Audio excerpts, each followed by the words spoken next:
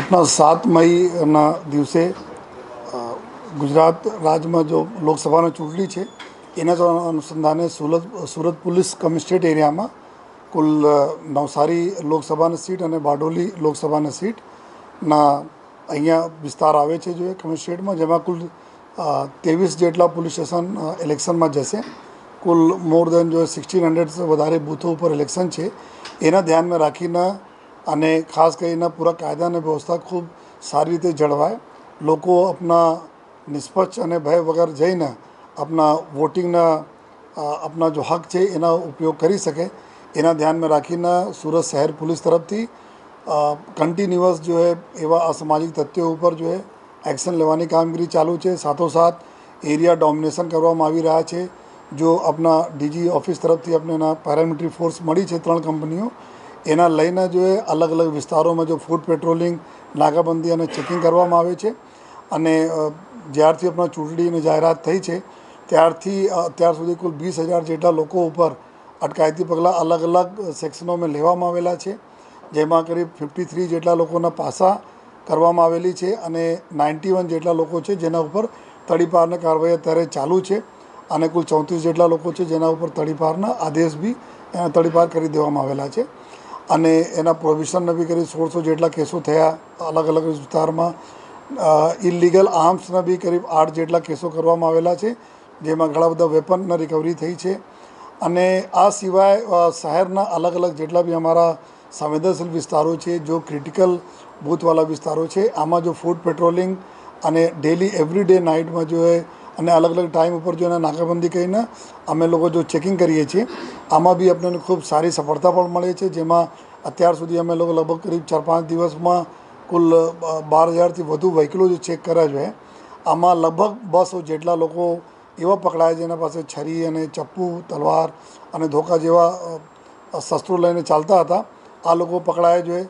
સાથોસાથ જો એમાં જો જેટલા લોકો તડીપાર કરી દેવામાં આવેલા છે, આ લોકો બી ચોરી છુપે અહીંયા આવીને રહેતા એવા 20 જેટલા લોકો પકડાયા જેના ઉપર કેસો કરવામાં આવેલા છે.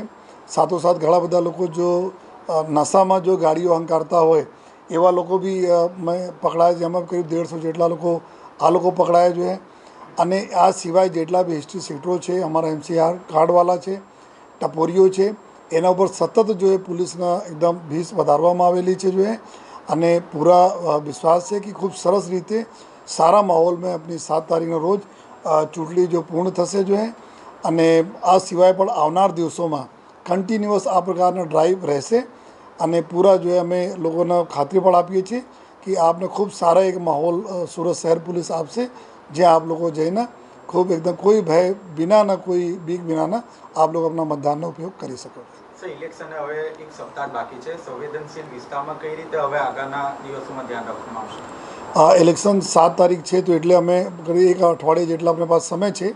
તો અમારી જો 3 કંપનીઓ જો પેરામિલિટરીના છે, 3 કંપની અમારી SRPના છે અને સુરત શહેર પોલીસના તમામ અધિકારીઓ, તમામ સિનિયર અધિકારીઓથી લઈને અમારા કોન્સ્ટેબલ સુધી આ જો ટાર્ગેટેડ એરિયામાં જ્યાં આપણા ચૂંટણીમાં જો અમારે ક્રિટિકલ બૂથો વગેરે વધુ છે જો અમારા માટે સંવેદનશીલ એરિયાઓ છે, ત્યાં આ વિસ્તારમાં વધુમાં વધુ જો ફૂડ પેટ્રોલિંગ, નાકાબંધી અને વધુમાં વધુ આ પ્રકારના જો ભૂતકાળમાં જેટલા લોકો આ ચૂંટણી સંબંધિત ગુનાઓમાં જો પકડાયેલા હોય અને સાથોસાથ જો બી કાયદાને વ્યવસ્થામાં ડિસ્ટર્બ કરવાવાળા કેસોમાં પકડાયા હોય, આ લોકો પર ઉપર વધુ અમે લોકો એના વોચ રાખીને એના ઉપર જો આ પ્રિવેન્ટિવ એક્શનના કાર્યવાહી અમે લોકો કરવાના છીએ.